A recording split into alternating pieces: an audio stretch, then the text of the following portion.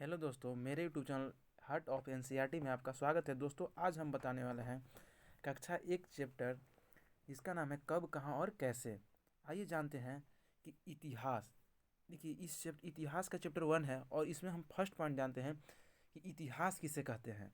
तो इतिहास किसे कहते हैं, तो अतीत की कहानी को इतिहास कहा जाता है। अब अतीत किसे कहते हैं, तो बीते दिनों मानव की कहानी। अब देखिए, बोल रहा है पहला पॉइंट कि अतीत की कहानी को इतिहास कहते हैं। बट अतीत किसे कहते हैं, तो बीते दिनों मानव की कहानी को ही इतिहास कहा जाता है। अब आप इस पॉइंट को समझ चुके होंगे। आगे समझते हैं कि इतिहासकार किसे कहते हैं। इतिहासकार किसे कहा जाता है, तो देखिए, जो इतिहास की जानकारी रखते हैं उन्हें क्या कहते हैं, इतिहासकार कहा जाता है। क्वेश्चन पूछेगा कि इतिहासकार किसे कहा जाता है, तो जो इतिहास की जानकारी रखते हैं उन्हें इतिहासकार कहा जाता है। आगे समझते हैं। देखिए कि इतिहास का अर्थ क्या होता है। तो देखिए, इतिहास का अर्थ होता है कि मतलब कि ऐसा निश्चित रूप से हुआ है, मतलब कि बीतल बात ऐसा ही हुआ होगा, इसे ही इतिहास कहा जाता है। अब समझते हैं क्यों आवश्यक है इतिहास का ज्ञान।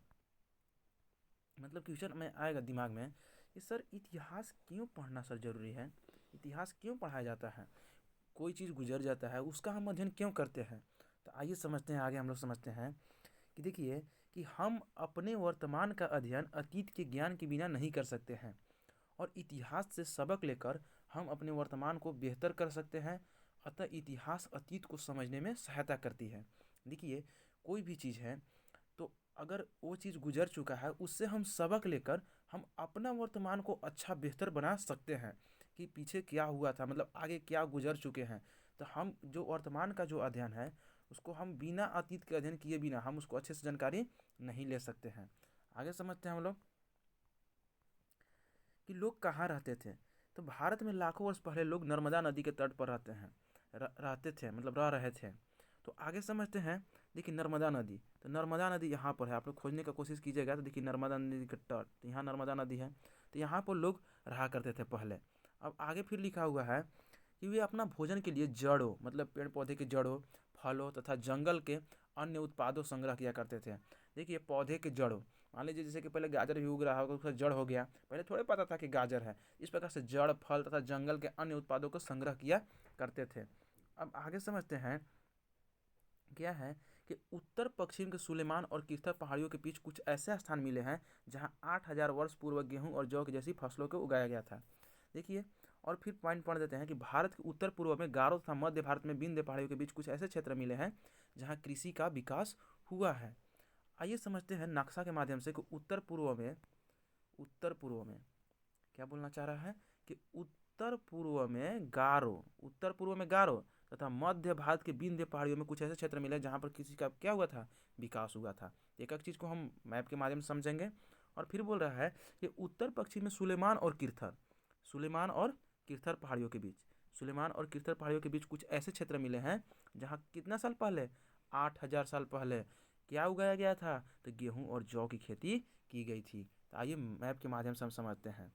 तो देखिए, आगे इस पर मैप इंक्लूड किया हुआ है। तो यहाँ पर आप देख रहे होंगे कि सुलेमान और किर्थर पहाड़ी आप लोग को दिख रही होगी। इसमें देखिए अंडरलाइन किया हुआ है और सर्कल बनाया हुआ है। उसमें देखिए सुलेमान पहाड़ी आपको दिख रही होगी, फिर उसके बाद किर्थर पहाड़ी है। तो इसी पहाड़ी के क्षेत्र में जो सर्कल बनाया होगा वहीं पर शुरू बार गेहूँ और चावल के साथ, नहीं सॉरी, गेहूँ और जौ के साक्ष्य मिले थे। अब कितना साल पहले, तो 8 के, यानी कि 8,000 साल पहले वहाँ पर साक्ष्य मिले थे। और फिर बोल रहा है कि यहाँ पर गारो पहाड़ी, देखिए यहाँ पर उत्तर पूर्वी के क्षेत्र के गारो पहाड़ी।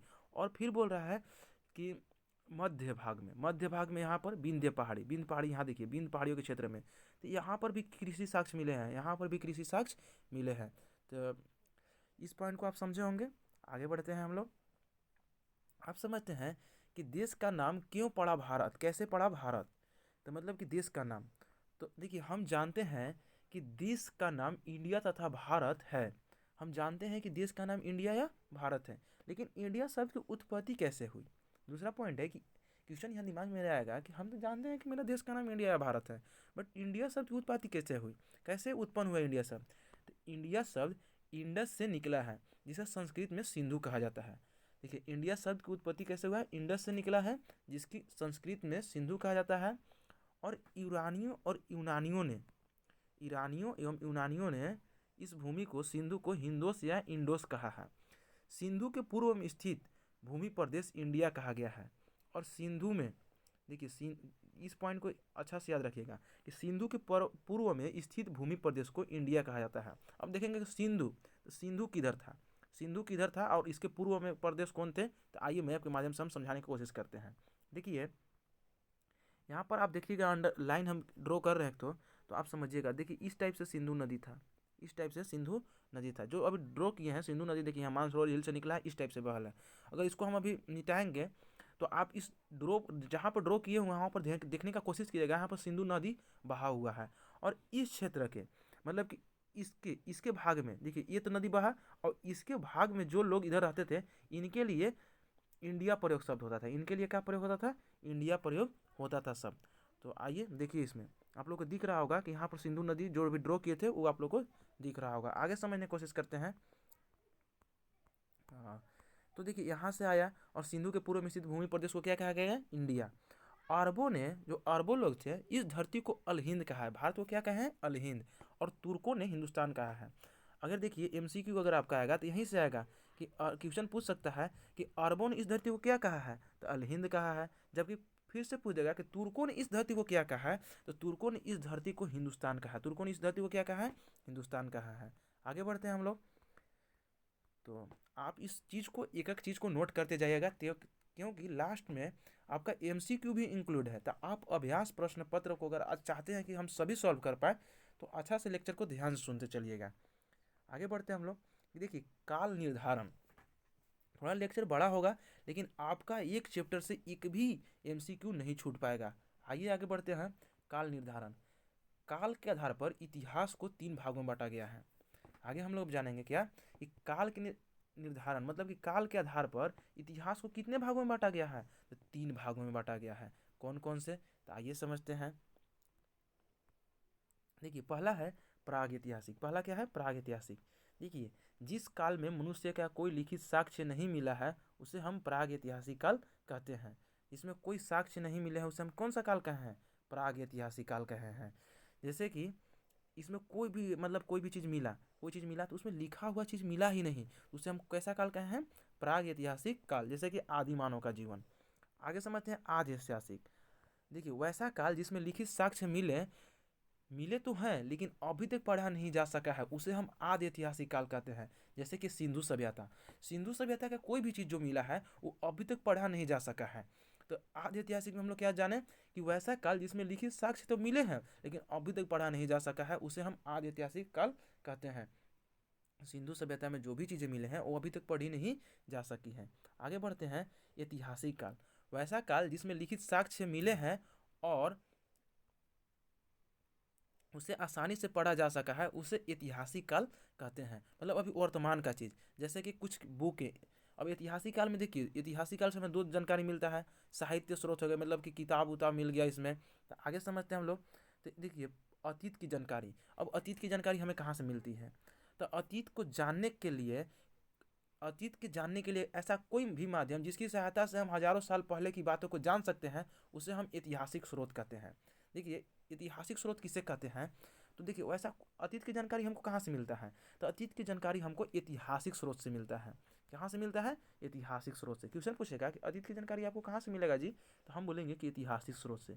अब ऐतिहासिक स्रोत होते क्या है, तो कोई भी चीज़ हो सकता है कि अतीत को जानने के लिए हमें कोई भी माध्यम जिसकी सहायता से हम हज़ारों साल पहले की बातों को जान सकते हैं उसे हम ऐतिहासिक स्रोत कहते हैं।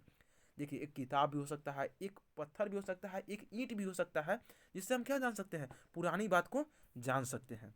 तो आइए समझते हैं कि ऐसे कितने ऐतिहासिक स्रोत थे जिससे हम अभी के अतीत को मतलब हम जान सकते हैं। तो आइए समझते हैं। आगे बोल रहा है कि आज की तरह प्रिंटिंग मशीन पुराने ज़माने में नहीं थी, इसलिए इन पुस्तकों को हाथ से लिखा जाता था जिससे हम पांडुलिपि के नाम से जानते थे। देखिए पांडुलिपि, अब पांडुलिपि को अंग्रेजी भाषा में मेनू स्क्रिप्ट कहा जाता है, जो लैटिन शब्द मेनू से बना है जिसका अर्थ हाथ होता है। देखिए हाथ से लिखा जाता था इसलिए उसको पांडुलिपि कहते थे। और पांडुलिपि के इंग्लिश में बोलते हैं मेनू स्क्रिप्ट, और मेनू का मतलब होता है हाथ। तो देखिए यहाँ पर पांडुलिपि का एक चित्र दिखाया हुआ है, देखिए हाथ से लिखा गया है और ये किस चीज़ पर लिखा हुआ रहता था, तो आइए समझते हैं। आगे बताया कि किस चीज़ पर लिखा गया है, तो देखिए हाथ से लिखा हुआ है, पहले का मतलब ज़माने का है। आगे समझते हैं। तो पांडुलिपि किसे कहते हैं, तो पांडुलिपि के लिए आप समझ जाइएगा कि जिस वैसा पुस्तक जिसे हाथ से लिखा जाता था उसे हम पांडुलिपि कहते थे। और पांडुलिपि का क्या अर्थ होता था, इंग्लिश में उसे क्या कहते थे, तो मैन्युस्क्रिप्ट करते थे। मैन्यू का मतलब क्या होता है, तो हाथ होता है। तो इस टाइप से आप याद कर सकते हैं ताकि आपका एमसीक्यू ज़्यादा से ज़्यादा सही हो। आगे समझिएगा, यह पांडुलिपि देखिए, पांडुलिपि का फिगर है और इसको आप देखकर समझ सकते हैं। और पांडुलिपि किस चीज़ पर लिखा जाता था, देखिए पेपर नहीं है, कागज़ नहीं, आपको लग रहा है कागज़ पर कलम से लिखा हुआ, नहीं ऐसा नहीं है। आइए समझते हैं यह क्या चीज़ है। तो देखिए, यह पांडुलिपि प्रायः तड़पात्रों या हिमालय क्षेत्र में उगाए जाने वाले भोज नामक पेड़ की छाल से विशेष रूप से तैयार भोजपत्र पर लिखी मिलती है। देखिए यह किस चीज़ से बना हुआ था, भोजपत्र पर लिखा गया है। आगे समझते हैं क्या बात है कि भारत का सबसे पुराना ग्रंथ क्या है, तो भारत का सबसे पुराना ग्रंथ वेद है। भारत का सबसे पुराना ग्रंथ क्या है, वेद। सॉरी, थोड़ा पीडीएफ इधर से उधर हो गया, हम लोग और नीचे थे। आइए, उपनिषद, महाकाव्य, पुराण, बौद्ध एवं जैन धार्मिक साहित्य से भी इतिहास की जानकारी मिलती है। तो इस सब एक प्रकार का किताब है और इस सब से हमें एक धार्मिक किताब है और इससे भी हमें इतिहास की जानकारी मिलती है। हम लोग बोले थे कि इतिहास की जानकारी कहाँ से मिलती है, तो ऐसा कोई भी चीज़ हो सकता है जिससे हमको मतलब वैसे कोई भी माध्यम हो सकता है, पत्थर भी हो सकता है, किताब भी हो सकता है, ईंट भी हो सकते हैं। तो इस टाइप से अभी याद रख सकते हैं। आगे पॉइंट है कि चंद्रगुप्त मौर्य के प्रधानमंत्री चाणक्य की रचना अर्थशास्त्र, मतलब देखिए क्वेश्चन यहाँ से बन सकता है कि देखिए अर्थशास्त्र के लेखक कौन है, तो चाणक्य। और वो आगे बोल रहा है कि और कश्मीरी कवि कल्हन की राजतरंगिणी जैसे गैर धार्मिक पुस्तकों से भी भारतीय इतिहास को समझने में आसानी होती है। क्वेश्चन पूछ सकता है कि राजतरंगिणी की लेखक कौन है, तो कवि कल्हन है। उसी प्रकार से पूछ सकता है कि अर्थशास्त्र के लेखक कौन है, तो चाणक्य हैं। फिर पूछ सकता है कि चंद्रगुप्त मौर्य, तो चंद्रगुप्त मौर्य किसके प्रधानमंत्री, सॉरी चंद्रगुप्त मौर्य के प्रधानमंत्री कौन थे, तो चाणक्य थे। इस प्रकार से आप एमसीक्यू याद रख सकते हैं। एमसीक्यू के लिए बहुत ही इंपॉर्टेंट होने वाला है क्योंकि यहीं से एमसीक्यू बनाता है।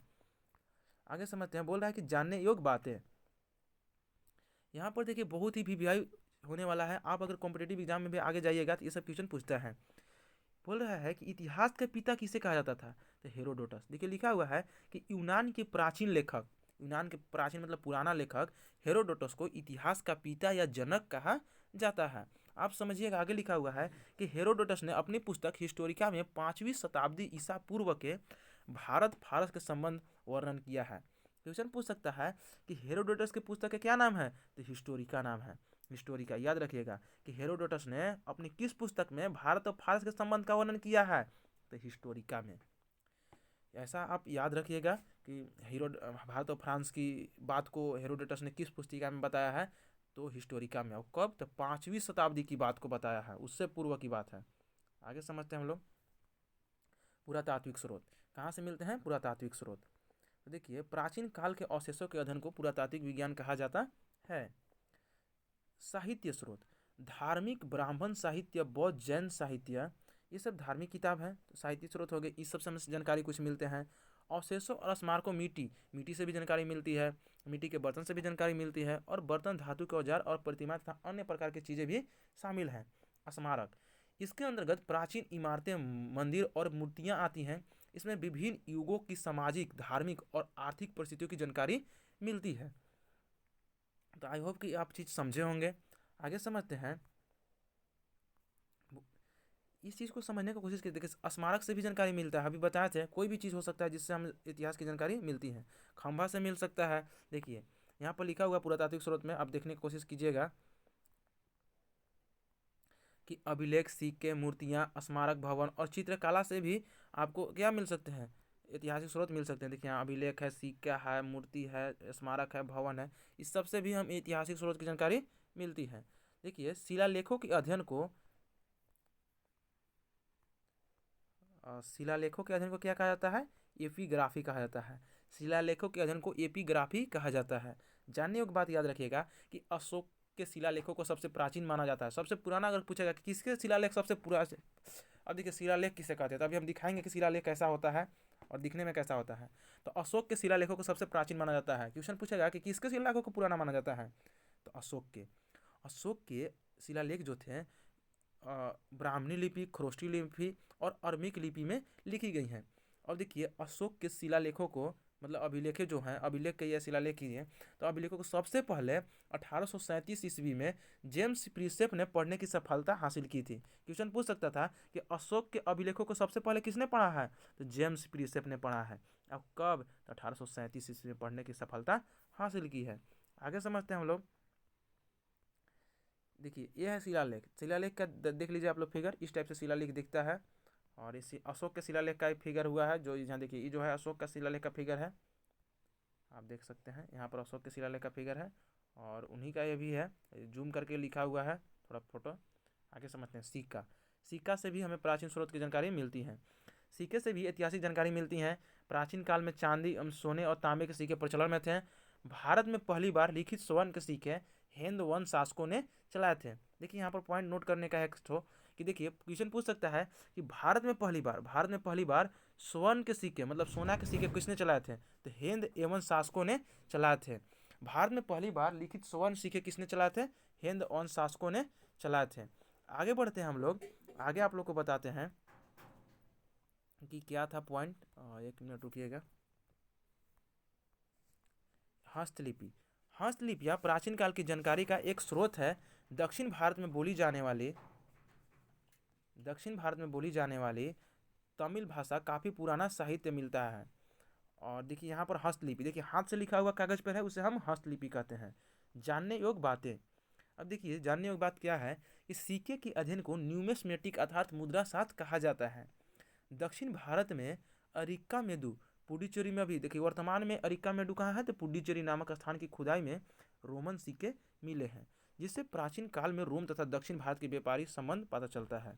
मान लीजिए कि अगर अभी ही समझ लीजिए कि एक आपका गांव है और एक अलग गांव है, जैसे कि वहाँ के लोग और आपके गांव के लोग के अगर कुछ चीज़ मिल रहा हो तो लगेगा कि अरे हाँ वहाँ के आदमी और यहाँ का आदमी मिलजुल के रहा करता था, तभी तो मिलजुल रहा है एक तरह से। तो इसी प्रकार से अभी का देखिए, पहले का अरिक्कामेडु और अभी का पुडुचेरी नामक स्थान की जब खुदाई हुई तो वहाँ से रोमन सिक्के मिले, और जिससे पता चलता है कि रोम और दक्षिण भारत के बीच क्या थे, व्यापारिक संबंध, मतलब कि लोग व्यापार करते थे।